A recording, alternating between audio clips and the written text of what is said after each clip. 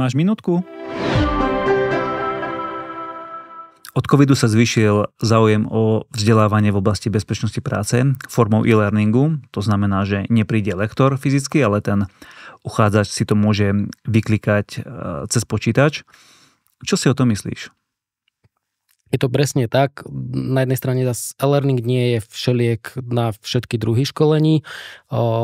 Naozaj vidím ten veľký význam alebo ten jeho potenciál hlavne pri školeniach BOZP a ochrany pred požiarmi pre administratívnych pracovníkov, ktorí presne vedia si vyklikať tie dané kapitoly v tom časovom rámci, ktorý majú pridelený podľa ich nejakej preferencie. Takže tam je to super a je to fajn forma na ich preškolenie. A kde si to nevieš predstaviť a dokonca kde to môže byť kontraproduktívne?